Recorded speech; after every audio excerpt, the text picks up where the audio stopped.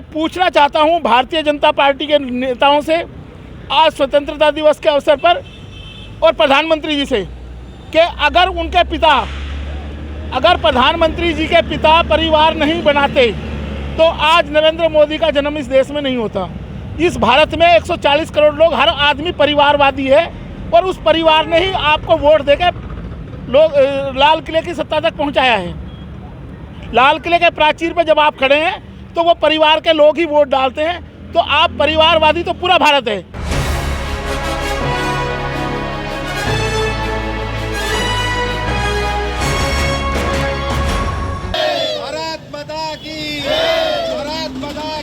प्रधानमंत्री मोदी द्वारा लाल किले की प्राचीर से 15 अगस्त के अवसर पर परिवारवाद को लेकर दिए गए बयान पर आपकी अपनी पार्टी पीपल्स के राष्ट्रीय अध्यक्ष एडवोकेट रामवीर चौहान ने तीखा हमला बोला है। उन्होंने कहा कि जिसके पास कोई परिवार ना हो वह क्या जाने परिवारवाद क्या होता है। उन्होंने कहा कि भाजपा में सबसे ज़्यादा परिवारवाद है और वह दूसरों पर परिवारवाद का आरोप लगाते हैं। लाल किले से देश के लिए जो संबोधन होना चाहिए था वह प्रधानमंत्री का नहीं था, उनका भाषण केवल चुनावी भाषण था। यह बात एडवोकेट रामवीर चौहान ने उस समय कही जब पार्टी के राष्ट्रीय कार्यालय पर उन्होंने तिरंगा झंडा फहराया। तिरंगा झंडा फहराने के बाद उन्होंने प्रधानमंत्री के परिवारवाद के भाषण पर जोरदार हमला बोला। की तरफ से सभी देशवासियों को देश के 76वें स्वतंत्रता दिवस की हार्दिक शुभकामनाएं देते हैं और ऐसी उम्मीद करते हैं कि देश इस स्वतंत्रता दिवस के अवसर पर यह शपथ लेगा कि इस देश के रास्ते में जो रुकावटें हैं उन रुकावटों को दूर करके देश आगे बढ़ेगा। जैसे इस देश की सबसे बड़ी रुकावट है जातिवाद, और आपकी अपनी पार्टी पीपल्स ने जातिवाद को समाप्त करने के लिए एक बीड़ा उठाया है। इस देश में एक संघर्ष का रास्ता अपनाया है ताकि ये देश में तरक्की हो, खुशहाली हो और देश के सभी देशवासी मिलजुल के देश की तरक्की के लिए काम करें। सर, बात होती है आज़ादी की, लेकिन जब देखा जाता है कि जाति को जाति से लड़ता है, संप्रदाय संप्रदाय से लड़ रहा है, एमपी को बनाने की बात होती है भारत में। देखिए, ये इस देश की जो सियासत है वो सियासत में जनता के लिए जनता के द्वारा शासन की बात है, लेकिन कुछ लोग ये परंपरा चला रहे हैं कि स्वराज मेरा जन्मसिद्ध अधिकार है। तो जिन लोगों ने ये नारा दिया स्वराज, वो अपने राज की बात करते हैं। उन लोगों ने एक ऐसी मानसिकता है जो कुछ गिने चुने, तो जिन लोगों ने कहा स्वराज मेरा जन्मसिद्ध अधिकार है, तो जो स्वराज की परिभाषा है, इस देश में एक तथाकथित वर्ग है जो चाहता है कि सिर्फ शासन हम लोग करें। तो ये जनता के लिए जनता के द्वारा शासन, ये लोकतंत्र की एक गलत परिभाषा इस देश में गढ़ दी गई है। और मैं आपके अपनी पार्टी पीपल्स की तरफ से समस्त देशवासियों को ये आगाह भी करना चाहता हूँ कि ये जो लोग स्वराज की बात करते हैं, स्वराज की परिभाषा का मतलब है एक पर्टिकुलर कम्युनिटी का राज।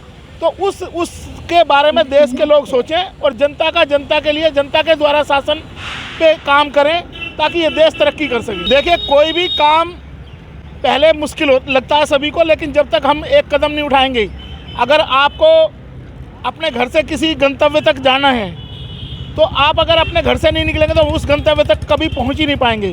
किसी ने सोचा था कि ये 650 रियासतों में बटा हुआ देश एक रूप लेगा और ये आज भारत के रूप में स्थापित होगा। देखा था छोटी छोटी रियासतों में ये देश बटा हुआ था, तो आज ये एक भारत है ना। तो जब भारत एक हुआ है, पुरानी परंपराएं, पुरानी परिपाटियां टूटी हैं और वो एक कानून के माध्यम से टूटी है, संविधान के माध्यम से टूटी है।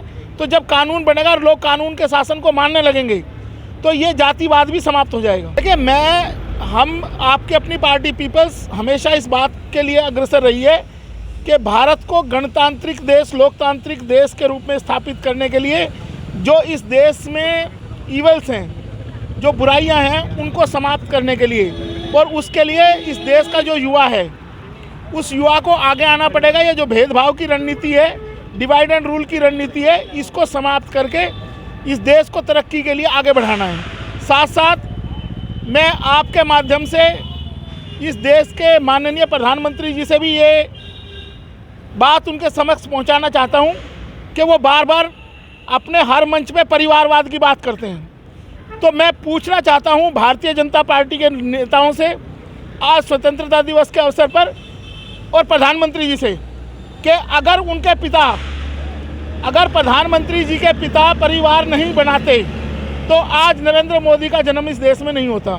इस भारत में 140 करोड़ लोग, हर आदमी परिवारवादी है और उस परिवार ने ही आपको वोट देकर लोग लाल किले की सत्ता तक पहुंचाया है। लाल किले के प्राचीर पर जब आप खड़े हैं तो वो परिवार के लोग ही वोट डालते हैं। तो आप परिवारवादी तो पूरा भारत है। हो सकता है नरेंद्र मोदी जी ने किसी को पैदा नहीं किया हो, वो अकेले हों।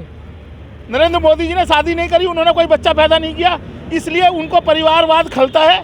लेकिन उनको भी पैदा करने वाले लोग भी परिवारवादी थे, उनकी माँ और पिता भी परिवारवादी थे। आपके अपनी पार्टी पीपल्स के राष्ट्रीय कार्यालय पर झंडारोहण हुआ।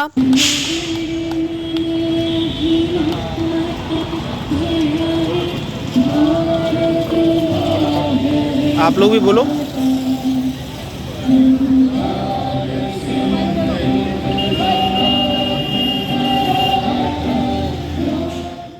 उस दौरान पार्टी के तमाम कार्यकर्ता व पदाधिकारी मौजूद रहे।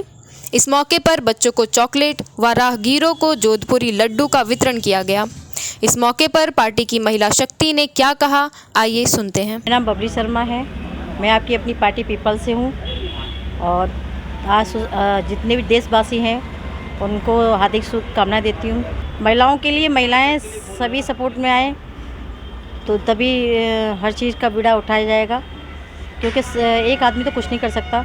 सभी महिलाएं आके अपना सहयोग करेंगी तभी सारे काम हो पाएंगे। आप एक गृहिणी भी हैं, तो क्या लग रहा है कि महंगाई वगैरह से आप त्रस्त हैं या नहीं? महंगाई से तो परेशान है ही है। महंगाई तो मेन मुद्दे की जड़ है ही है, क्यों हर चीज़ महंगाई से ग्रस्त है। बंदा क्या नाम है, एक चीज़ मतलब जो पहले सस्ते दामों में ले करता था, घर में 4 जने मिल के आराम से खा लिया करते थे, लेकिन आज क्या है, सोचना पड़ता है उसके लिए कि क्या लेके आए क्या नहीं लेके आए। तो आज आपने हमारे प्रधानमंत्री जी का भाषण सुना, उस पर आप क्या कहना चाहेंगे? प्रधानमंत्री जी ने क्या भाषण दिया? प्रधानमंत्री जो मुद्दे की बात को तो कभी करते ही नहीं है। नहीं, हर समय महंगाई के लिए बंदा सोच रहा है कि 4 जने का खर्चा कैसे उठाएं घर के, क्योंकि रोज़गार है ही नहीं। जब रोज़गार होगा तभी तो परिवार का पालन पोषण करेगा वो। तो जब परिवार में रोज़गार नहीं है तो बेचारा क्या करेगा, सोचने पे मजबूर हो जाता है कि मैं अपने परिवार का कैसे पालन पोषण करूं। ठीक है मैम, आपका नाम क्या है? मैं पूर्व निगम पार्षद जाफराबाद चौहान बांगर से हूँ। मीनू नाम है मेरा, प्रत्याशी एक्स प्रत्याशी कह सकते हैं आप मुझे।